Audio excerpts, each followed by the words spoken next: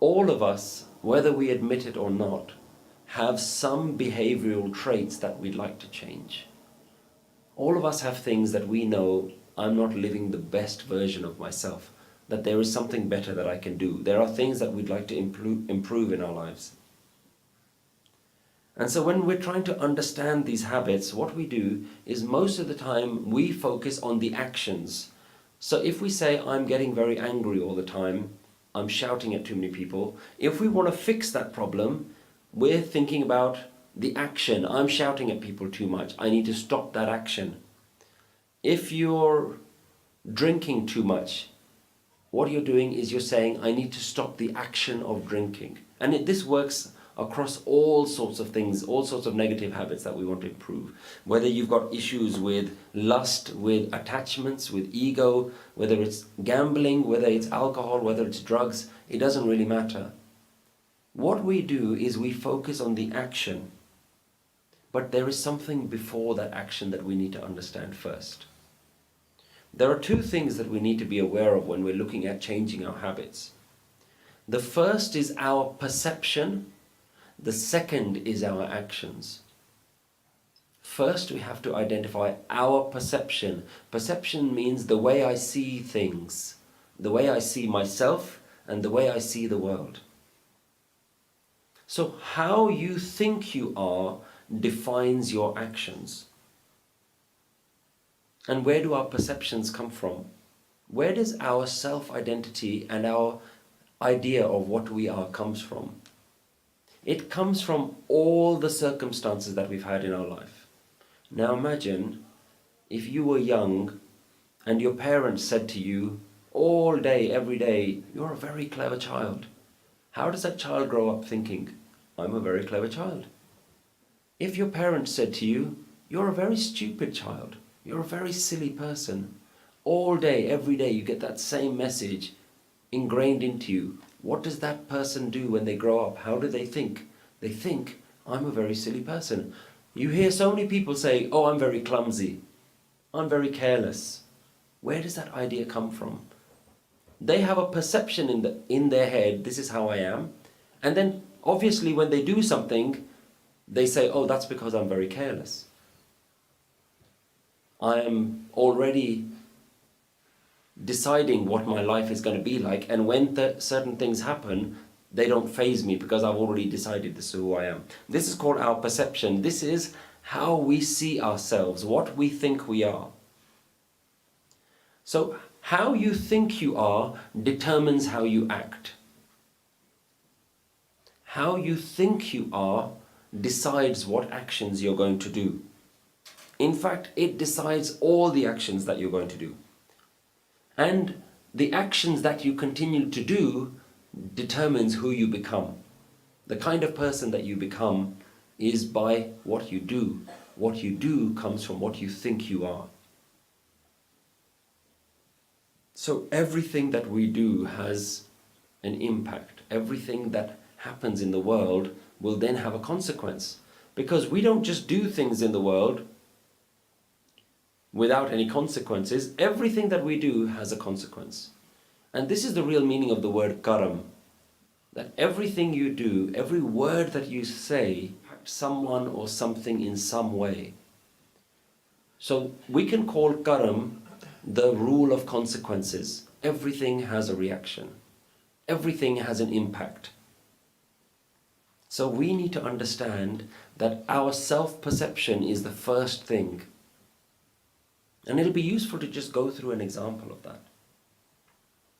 How you think you are decides your actions. So if you continue to say to yourself, I am worthless, I am empty, I am unfulfilled, you will then perform actions to meet that emptiness, because you're already convincing yourself that I am empty. And we can do this in everything in our life. If you say to yourself, I am unhappy, if you diagnose yourself with this problem, I'm unhappy, then you will start doing actions that says, well, if I'm unhappy, then I don't need to go and please anyone else. I've already accepted there is a reality. I'm unhappy. Then you might start looking for happiness. Then you say, well, I'm drinking alcohol because it makes me happy. I've already decided that I'm unhappy, so now I'm going to go do things. I'm going to go gambling, I'm going to go stealing. I can do whatever I want because the main problem is I've already decided that I'm unhappy. So where do these things come from? Where do these habits come from? How do we get rid of these things? A habit is an action that you do again and again. A habit is a decision that you once made and then you kept making that same decision. Let's give an example. You go to work in the morning, and maybe before you leave, or maybe as soon as you get to work, the first thing you do is that you go to the coffee machine. And on the first day of your new job, somebody shows you, this is a coffee machine. You think, oh, I don't really drink coffee, chalo, I'll give it a go. And then you go in, you press the button and you get the coffee and you think, okay, I'll do that. The second day, you don't have to make that choice. So the first day you made the choice, you had to make a decision. You had to think, do I want coffee or do I not want coffee? The second day, you maybe have to make that decision a little bit, but the decision has already been made. The third day, you try again, you go in, and by the fourth, the fifth, the sixth day, then that choice isn't being made anymore. Then, regardless of whether you need coffee or not, you go into work, you go straight to the coffee machine, you press the button and a cup of coffee comes out. This is how habits are formed. That you keep doing an action. So the first day you had to make a decision. That decision becomes easier and easier every day. And eventually you'll say to yourself, I can't start my day without my cup of coffee. And you say, what do you mean? Oh, I'm addicted to coffee. How did you get addicted to coffee? I don't know. It just happened. So we don't know how our habits get formed. Your habit is a decision that you once made that is every day being made, and that decision becomes easier and easier and easier to be made. And eventually, a habit becomes so ingrained within us, the habit can be turned into an addiction. Now, what's the difference between a habit and an addiction? A habit is something you can say no to.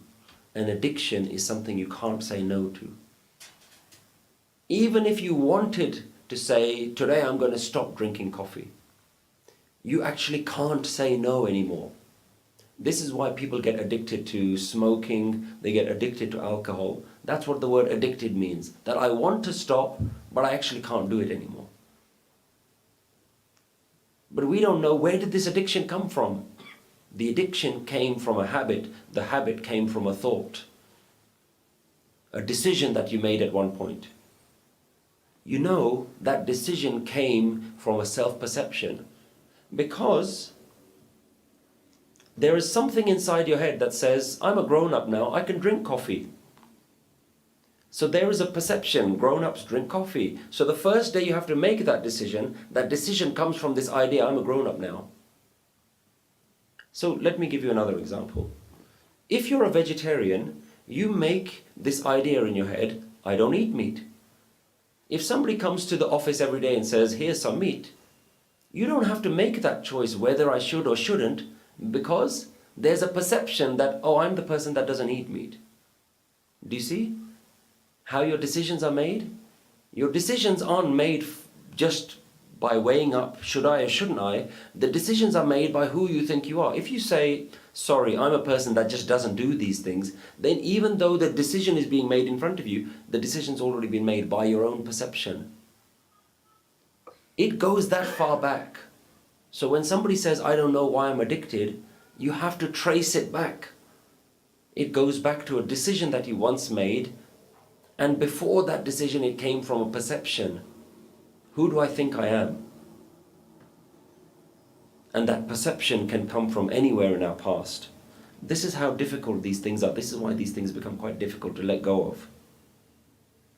You know, they say that when a river is flowing, water takes the path of least resistance. When a river is flowing down a mountain, it finds the easiest route.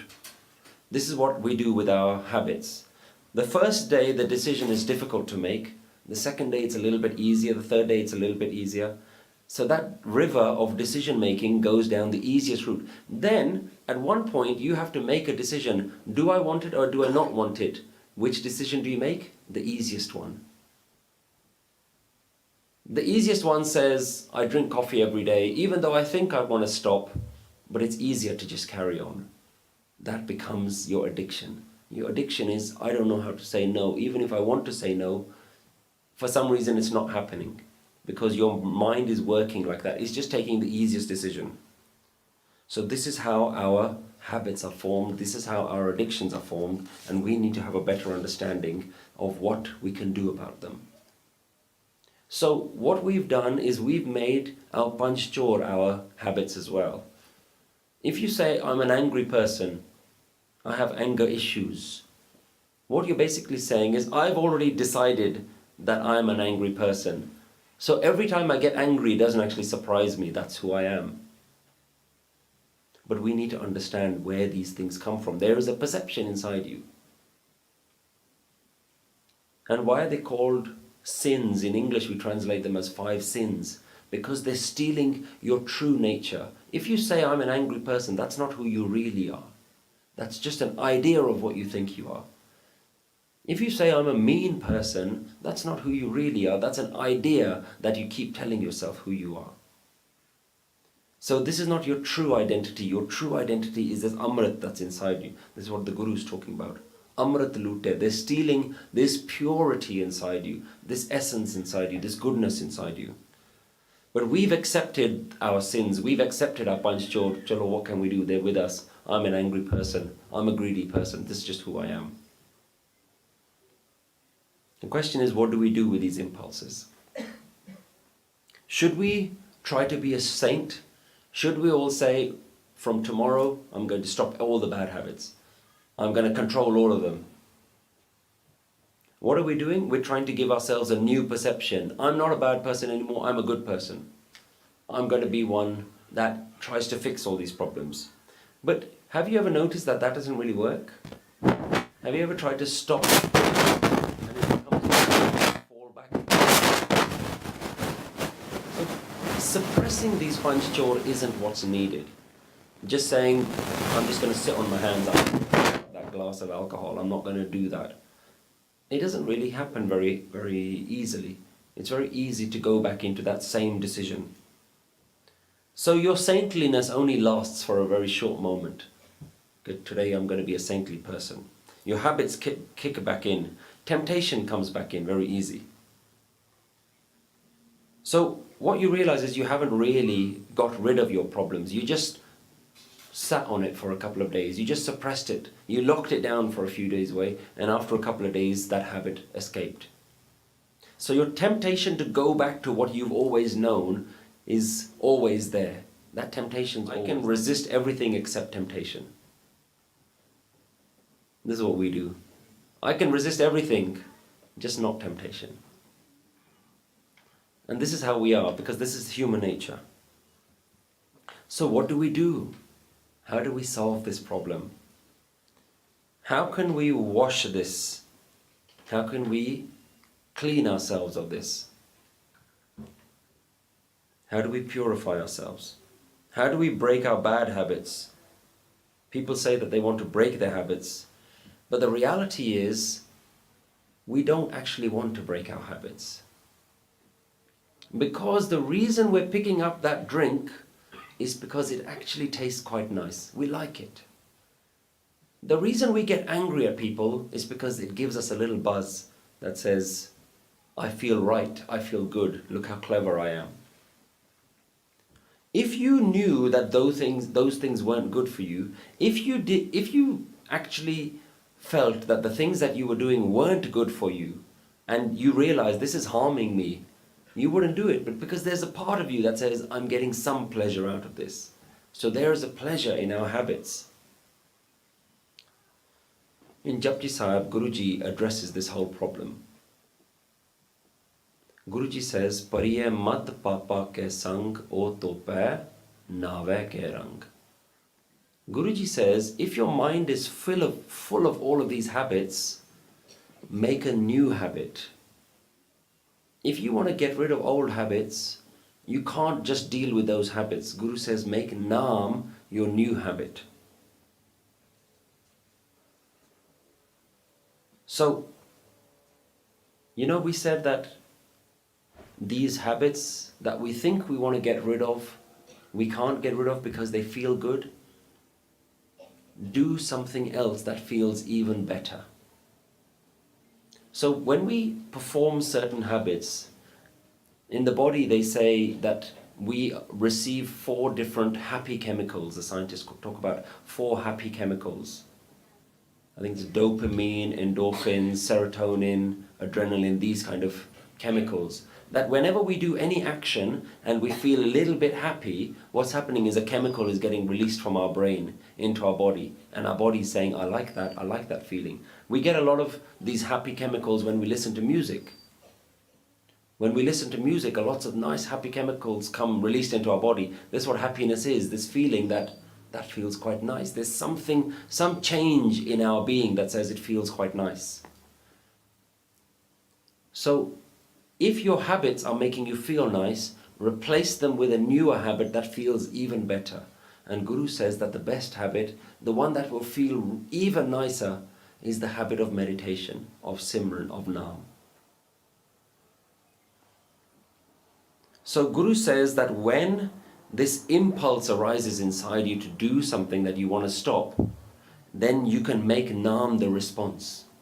Make Naam your habit and make Naam the response. So when the feeling comes that says, I want to do it, what we do is we just make Naam the response, and that's not enough. That's why when sometimes we ask people, we say, what do I do when I have an urge, a desire to do the wrong thing? Somebody says, Simran karo. And we said, but I tried that, doesn't work. For about 2 minutes, I say, okay, why Guru, and then temptation comes up. It doesn't work. Because you're trying too late. You're trying right at the last moment to use Naam. But that's not what we mean. What we're saying is make Naam your habit. When you wake up in the morning, start that habit off. What does Bani say is the ideal Sikh? Guru Satgur ka jo Sikh akhaye so palke ut har naam te aaye. The Sikh is somebody who gets up, the first thing they do, for no reason, they just start doing Naam. What do? We use Naam to fix our problems. That's too late. Do Naam first, and then your problems will go away. Wake up, you don't do Naam Simran because I feel stressed, I feel angry, I feel this. No. Do Naam Simran even if you feel good, even if you feel happy. But we don't do that, do we? When we feel happy, we forget. Only when we feel troubled inside do we feel like now we need to do some Naam Simran. This is why Bani also talks about Dukh Daru Sukh Rog Paya. Dukh is the medicine because at that point that's when you start remembering Naam. But if you want to overcome your habits, you have to make Naam your habit. So make Naam the choice that you have in your life every day. So when you do this as a response to your habit, there you're not suppressing your habits. We're not just saying, I have an instinct to kill this bad habit and then I'm just going to try and suppress it with Naam. We're not talking about suppressing it with Naam. We're saying that if the habit gives you happiness, there is a new habit that can give you more happiness. So start doing that on a regular basis. That becomes your normal way of living. That happiness that Naam gives you, let that be your normal happiness. And whenever this thought comes that I want to do something, then you can go to your habit of Naam. Naam is then not just a shield that you're putting up and saying, go away bad habit, I don't need you. That's not what you're doing. What you're saying is, I have a choice now. I can feel good with this temptation, which does feel good, or I can feel good with Naam, which I've already got used to. I've already got a good feeling going on inside me. I don't need that one to feel good, I've got this to feel good. But what this means, you have to make Naam Simran enjoyable. And nobody talks about making Naam Simran enjoyable. Everyone says just do Naam. Naam Simran can't be a chore. It can't feel like something like you're forced to do. It should be enjoyable. We talk about naam being mitha, like a ras, this sweet, tasty juice inside of us. That's what naam should feel like. And that means that you have to find a way to do naam simran that's enjoyable for you. There's lots of different techniques of so many different jathebandi and stuff. Everybody's got a different way of doing naam simran. Find the one that works for you. Some people do naam simran with music, and doing naam with music, maybe that's the one that works for you. Some people do it with no music. Some people do it out loud. Some people do it in silence. You have to find the naam simran that makes it enjoyable for you. That's the thing that's going to keep it going. That naam simran is only going to keep going inside you when it feels enjoyable, when it feels like, I want to do that. That gives me peace, that gives me sukh. So find a way to do naam simran where naam simran doesn't become a chore, but naam becomes a way of releasing those happy chemicals inside you. Every time you should do naam, it shouldn't feel like, oh, here we go again. I have to do that naam simran stuff that the Gyani keeps telling me to do. It should feel like, wow, I've got more time to do naam simran. And it can be done anywhere.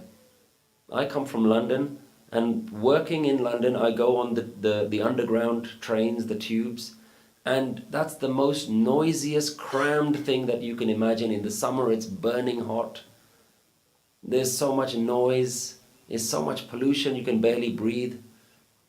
But I used to use that time and say, you know what, I got 1 hour with no other distractions, I got nothing else to do. I can sit down and do my naam simran.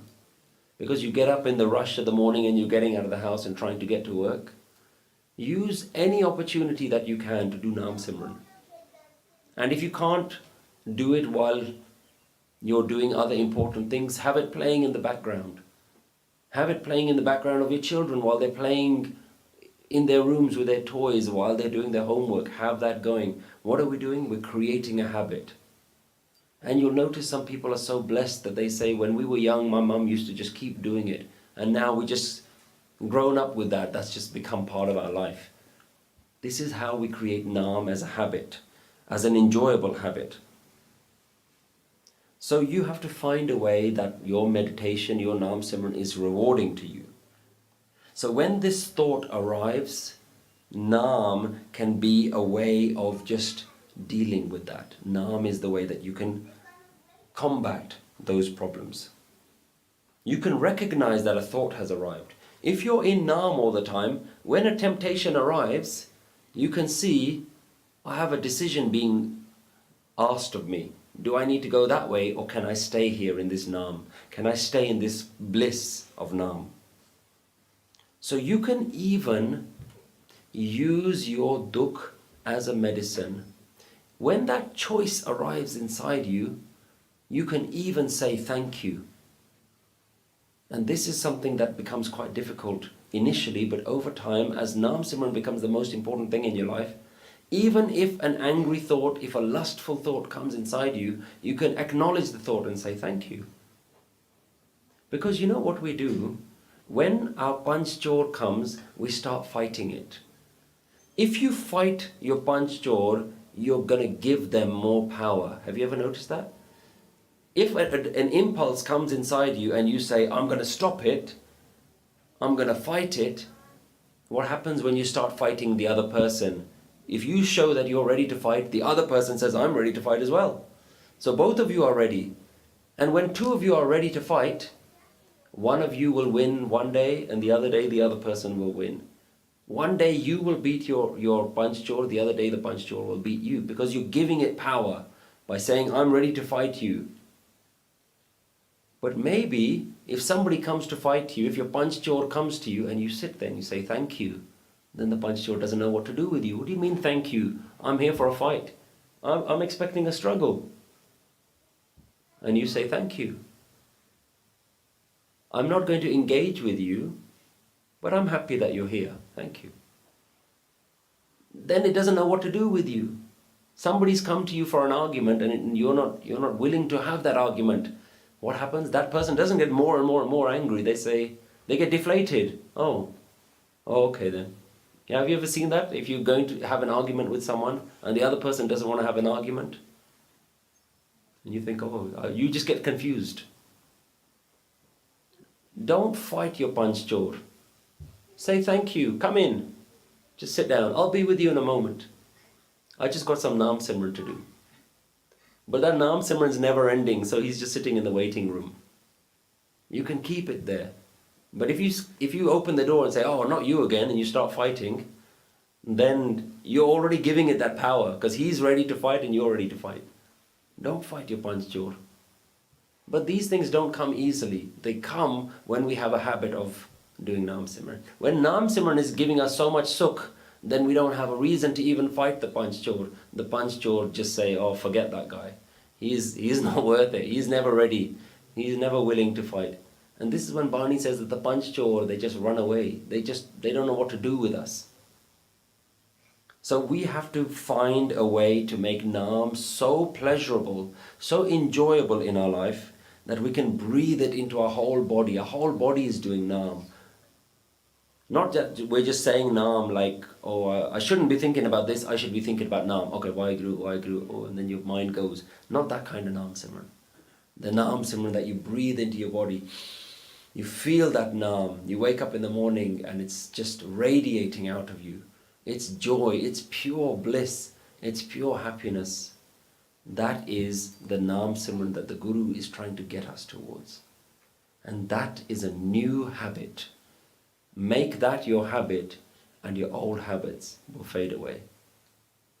Waheguru Ji Ka Khalsa, Waheguru Ji Ki Fateh. What am I? Who am I? And every spiritual path has ultimately led people down to this question. If we don't answer this question, then your spirituality is still in the mind. Your religion is still in the mind. Your religion says, you know why you're not happy? Oh, that's because you haven't found God. Stop looking for other products. I've got a new product for you. And we call it God. And we're looking for this guy called God. And then we sit there and we're supposed to read this stuff that's in a different language, written by some other people, hundreds of years ago, maybe thousands of years ago, about something that we've never seen before. How many of us have seen God? Know what it looks like, what He looks like? And yet, half the world are convinced that they get happiness through buying products. The other half of the world are convinced that they're happy if they find this thing called God.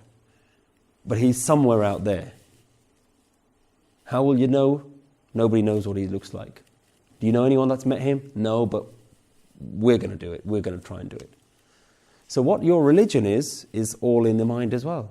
You've replaced one type of consumerism with another type of consumerism. Real religion has always led you back to what you are. There's a very beautiful line in Gurbani that says, you are the embodiment of light. Recognize your own light. Man tu jot sarupa hai. It's talking to the mind. Oh mind, don't you know this is not where it's at? You are light. Apna mool pachan. Recognize the very core of what you are. Mool pachane ta shao jane. When you know the core of what you are, you'll know the God that you're looking for. This is what Sakhi is. Recognize your own light, but it starts by identifying, what am I? Who am I? What am I not? I'm not my name, I'm not my body, I'm not my gender, I'm not my family, I'm not all of these things. They're there, but that's not who I am. What you are is something that's infinite, infinitely alive, infinitely peaceful. That's you, that's what you are. That's not what you have, that's not what you have to find. That's what you are, and the body and everything else around you has just been built around that central light of what you are. And you have it, and you can find it, and you can just sit with your own divine self right now. It doesn't need anything. But it's not that easy, because the mind keeps going everywhere else. This is where the gurus have come in, and they've given us systems that says you can find this stuff if you dedicate to it, if you spend a bit of effort. It takes a little bit of hard work, but you can find it, and when you find it, peace will come and suffering will depart. Suffering exists in the mind. Your emotions, your heart, is nothing more than expectations that you have of the outside world, and when those expectations are met, you think you're happy, and when those expectations aren't met, you get sad. They're all tied into the external world. None of those things are what you are. None of those things are true happiness. True happiness is what's inside you. And I will say that when you find that, that is our real definition of success. When you find your goal, when you achieve your goal, which we've all said our goal is to be happy, is to be content. How we achieve that goal, we've been misled. How we really achieve that goal is something that we need to now go and look for.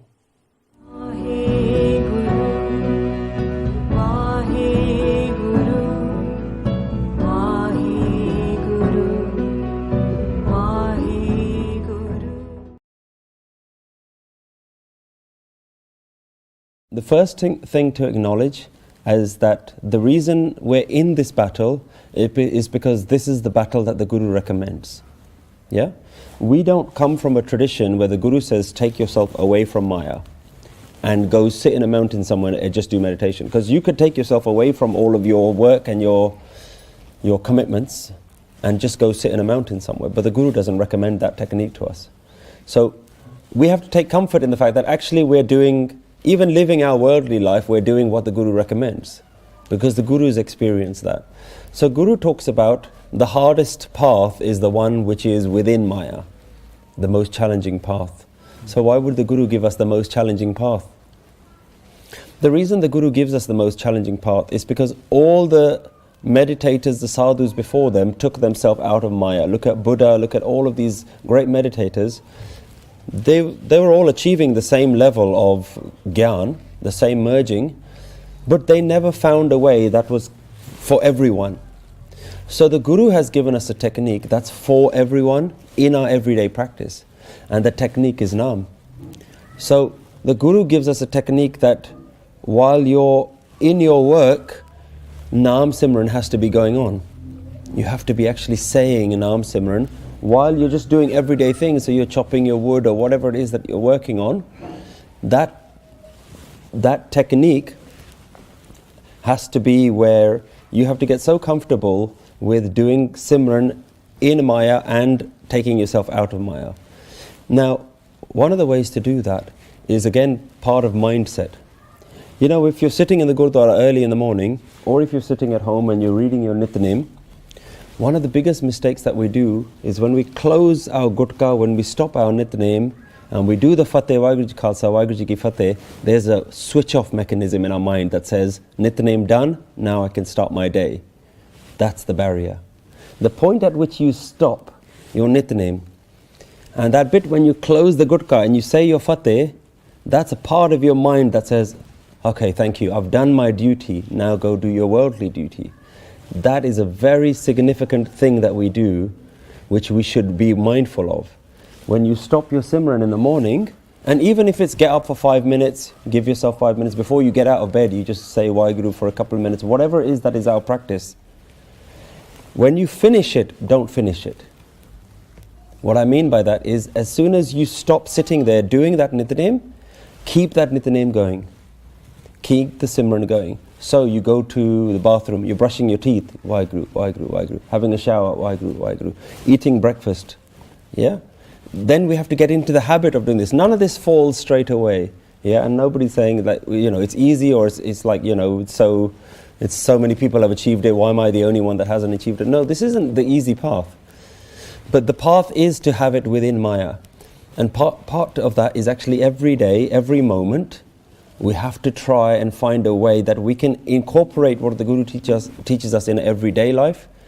And the way that I found that is that if you're just doing any activity, anything that doesn't require you to be having a thought right now. You know, like when you're driving, you can be driving and not really, your mind is all over. You can be planning a holiday while you're driving, but you can also be doing Simran at the same time. So unless you're having a conversation with a client or something like that, and that needs your mind to be aware, or you're actually figuring out some calculation, something, that's when you can't do Simran. That's because you're having to literally work and use your mind. But the majority of the day, we don't actually have to use our mind. Our mind is just going in all directions because it's free. When you're washing the dishes at home, when you're cooking, all these things don't really require a lot of mental focus. That kind of stuff can happen even when you're hoovering or whatever you're doing at home. So during those times, you have to get into the habit of just reciting Naam. And how do you start that? Start by doing it out loud.